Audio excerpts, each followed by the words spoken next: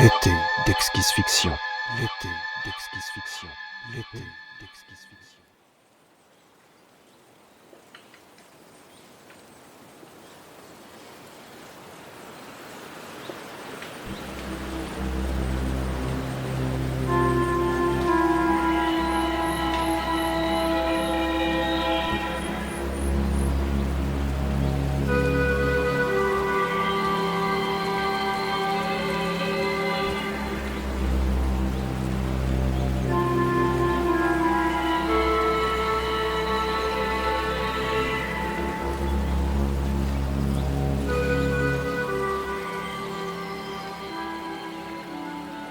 Couché dans la clairière, Paul regardait les nuages avancer rapidement, poussés par le vent dans ce magnifique ciel bleu d'été. Les vacances venaient de commencer, il était libre pour les 2 mois à venir. Enfin non, il devait se préparer pour la session d'examen de rattrapage avant la rentrée. Paul détestait cette punition réservée aux élèves qui n'avaient pas réussi à répondre aux attentes du système scolaire. Mais là, dans ce moment de quiétude, Paul s'en moquait. Il était seul dans les bois en ces premiers jours d'été. Il faisait probablement chaud ailleurs, mais la forêt semblait avoir conservé encore un brin de la fraîcheur du printemps sous ses branches épaisses. Au loin, des voix d'enfants résonnaient. Malgré la distance, Paul en reconnaissait quelques-unes. Les élèves de sa classe jouaient probablement au ballon un peu plus loin, dans un champ transformé en terrain de football pour l'occasion. Paul sourit en imaginant l'air désabusé des vaches alentours, contemplant ces idiots d'enfants humains empiétés dans leur intimité. L'ambiance avait l'air de monter d'un cran. Une faute que l'arbitre désigné refusait d'accorder probablement. Ces enfants étaient puérils. Paul se morfondait régulièrement en réalisant qu'il ne comprenait pas les réalités du monde qui les entourait, de l'horreur qui l'habitait.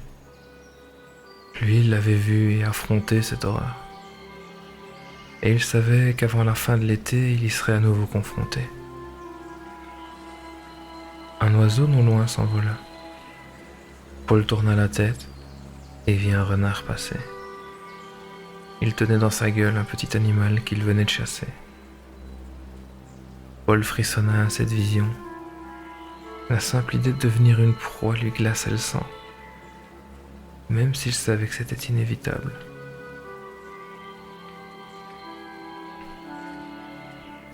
Les choses s'étaient mises en marche, et il les avait provoquées lui-même.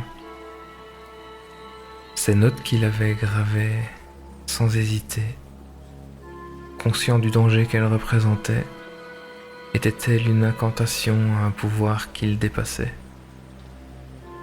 Mais il avait été comme contraint de s'y résoudre, prêt à affronter son destin. Les voix semblaient soudain plus fortes. Le renard dut penser qu'elles étaient bien trop proches car il détala rapidement. Étaient-ce les mêmes voix qui se rapprochaient? De toute évidence, oui. Cela signifiait donc que le moment était venu. Déjà. Paul était surpris. Il pensait qu'il aurait fallu quelques jours, voire des semaines avant que la furie contagieuse s'éveille, avant que la malédiction qu'il avait acceptée ne frappe ce petit village de campagne.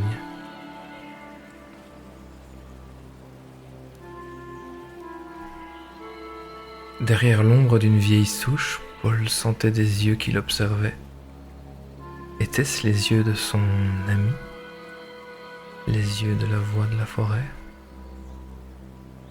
La voix avait annoncé à Paul dès son plus jeune âge que des choses horribles allaient se dérouler dans sa vie. Elle avait prédit la mort de ses parents. Elle avait prédit la méchanceté et la sévérité de son oncle qui allait l'accueillir.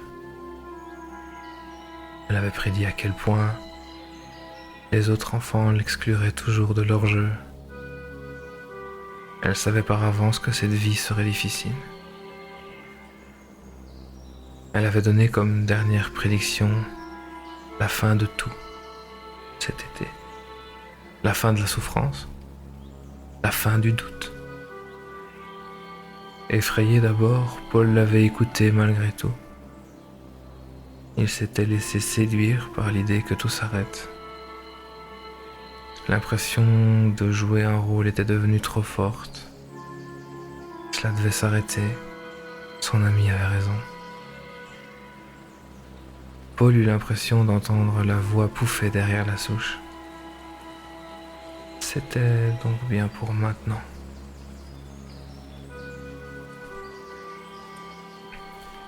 Les yeux fermés, écoutant à nouveau les feuilles bruisser dans le vent, Paul repensait aux indications de son ami.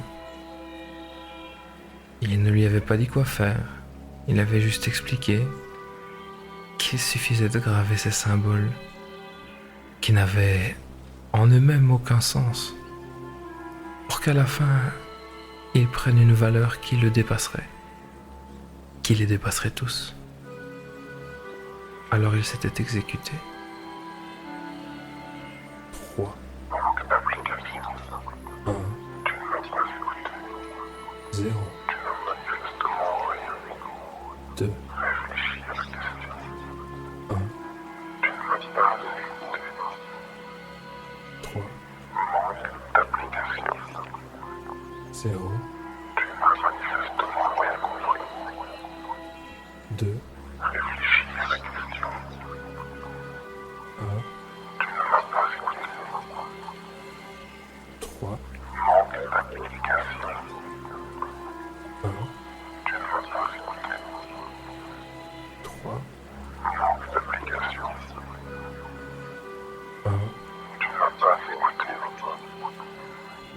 3.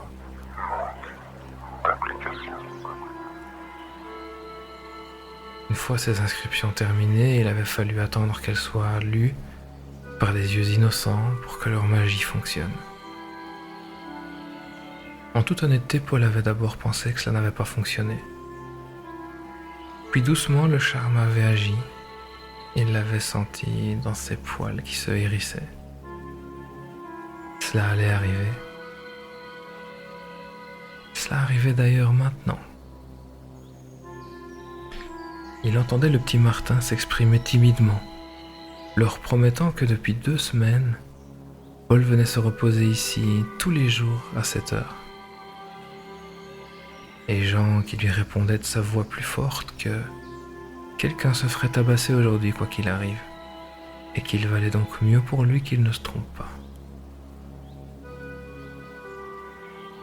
Les enfants commencèrent alors à l'appeler d'une voix faussement douce. On entendait très bien la colère au fond de leur Monsieur Paul. Monsieur Paul. Monsieur Paul. Monsieur Paul. Monsieur Paul. Monsieur Paul. Monsieur Paul. Au bon professeur qu'il était, Paul leur répondit. Il vit la fureur dans leurs yeux quand ils et elles se rapprochèrent de lui. Les bâtons amassés au long du chemin, à la main. La même colère battait dans leurs regards. Peu importe la note qu'il leur avait accordée, la voix ne s'était pas trompée. Il vit la lame d'un couteau briller dans la main de la petite Sophie. Préméditation. Alors que cette petite n'avait jamais fait preuve d'initiative lors des travaux de groupe en classe.